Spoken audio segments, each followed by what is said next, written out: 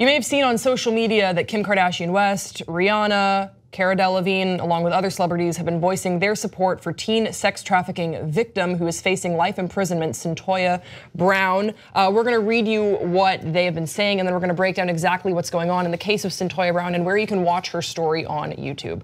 Rihanna wrote, "Did we somehow change the definition of #justice along the way? Something is terribly wrong when the system enables these rapists and the victim is thrown away for life. To each of you responsible for this child sentence, I hope to God you don't have children, because this could be your daughter being punished for punishing already." Then Kim said, "The system has failed. It's heartbreaking to see a young girl sex trafficked, then when she has the courage to fight back is jailed for life. We have to do better and do what's right. I've called my attorneys yesterday to see what can be done to fix this. #free Cyntoia Brown."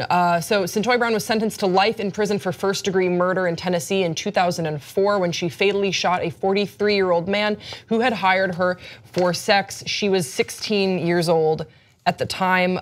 You can watch her story. There is a 2011 documentary, and right now on YouTube, just search the name Cyntoia Brown, you'll find a number of links, but there's especially a really good one called Me Facing Life, Cyntoia's Story. I saw this on YouTube years back, and I research murder cases often. And this case came up in a playlist of child murderers. And so I kind of clicked on the video thinking, I don't know, thinking that it was gonna be something dark and sinister, which it absolutely is, but I was sort of expecting that Cyntoia would be twisted and warped and bloodthirsty or something. And that's just not the case at all. It's a really, really heartbreaking story. So let me tell you exactly what happened. The man Brown shot, 43-year-old Johnny Mitchell Allen, had picked Brown up on a Nashville roadside and hired her for sex. At the time, she was staying in a hotel with a man she referred to in court as Cut, a 24-year-old whom she met after running away from her adoptive parents' home. On the advice of her lawyers, Brown did not testify during her 2004 trial, but during an appeals process in 2014, she said Cut verbally and physically abused her, forced her to prostitute herself, and once almost killed her. The reason why I think a lot of people are talking about this now is because Brown's case is going to be appealed. Brown, she's 29, and she's appealing her case to the US Court of Appeals for the 6th Circuit in the wake of a recent Supreme Court case that said that mandatory life sentences for juveniles without the possibility of parole are unconstitutional. Her lawyers also plan to file a petition for clemency.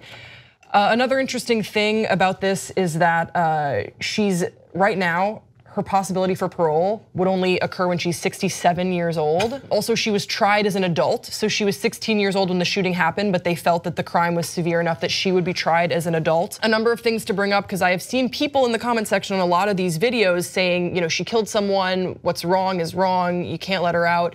Also pointing to her actions following the crime in which she took a gun and money from the man that she had shot. But she says that she took the guns and cash from the house after the shooting because she feared returning to Cut empty-handed. It was also been shown in this appeals process that she suffers from fetal alcohol spectrum disorder, which can impair a sufferer's judgment in stressful situations. Not to mention her whole entire life experience and her perspective on just how things are in the real world. Her story is so heartbreaking. It's so heartbreaking. She's been in prison right now for 13 years. In that time, she has earned an associate's degree, and she's also working towards a bachelor's degree. This is an interesting quote that I want to get your reaction on. Derry Smith is the CEO of End Slavery Tennessee. Smith says the following with regards to Cyntoia Brown's story. Quote, "She was referred to incessantly in her original case as a teen prostitute. There's no such thing as a teen prostitute. She was a human trafficking victim." What do you think about that? Yeah. You think there's no such thing? The words that we use are definitely really important. Prostitute versus sex trafficking victim. Yeah, it's like the person hearing those two words are gonna think two different things when they see it. One of them is a victim. The other one is like just someone at the ash heap of society that no one cares about. I mean, I think it really does. When you look at the language surrounding Cyntoia's case, especially at the time, and what's interesting is a prosecutor that did his job to put her behind bars has now totally changed his opinion and was one of her professors when she was earning her associate's degree and now advocates for her release, even though he was one of the people that was responsible for putting her behind bars.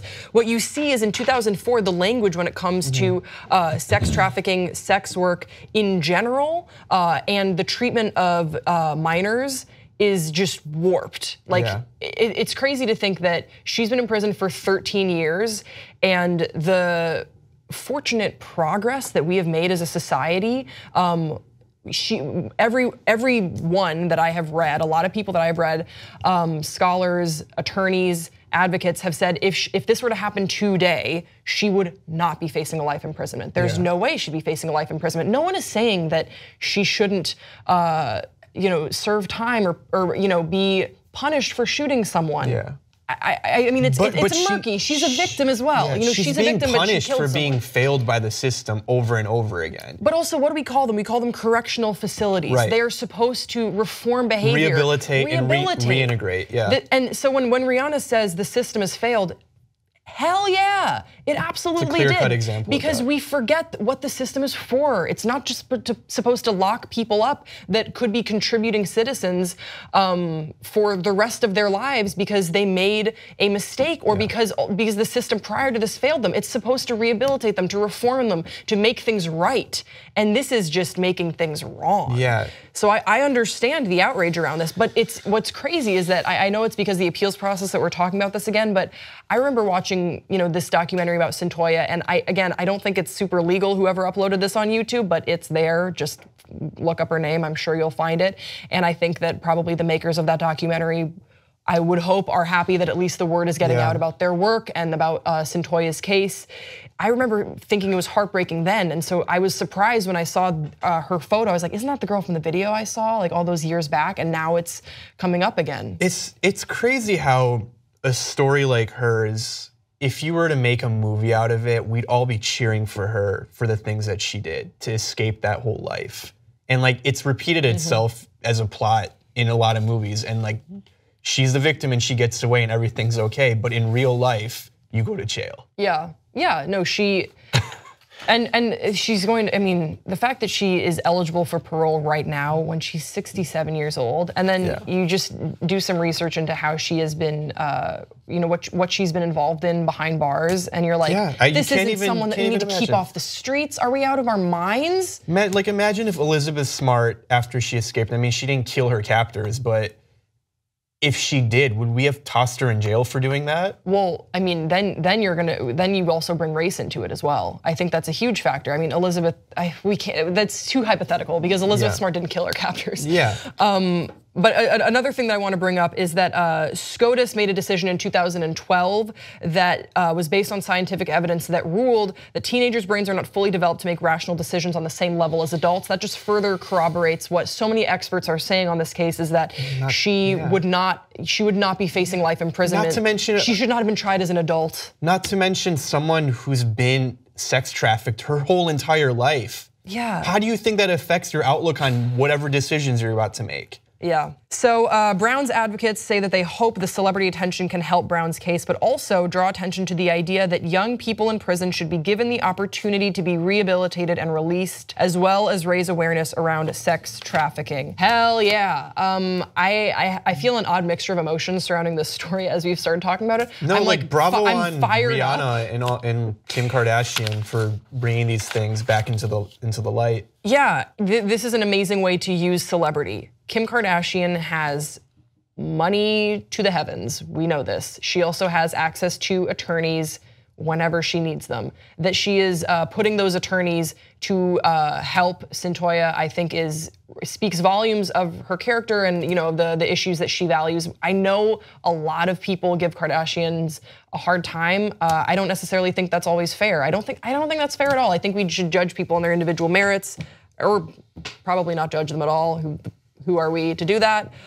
So I think this is great, but I feel weird now. We're gonna toss it to the people in the comment section below, Amir, and I feel like I want to flip a table and just like break. Not this table though. It's too heavy. It's too heavy. I couldn't do it. All right. We want to hear from you guys in the comment section below. Had you seen this trending? Maybe you've seen the documentary before. Maybe you go watch it, come back, share a comment, share your thoughts. Don't forget to subscribe to this channel, and we will see you next time on Pop Trigger.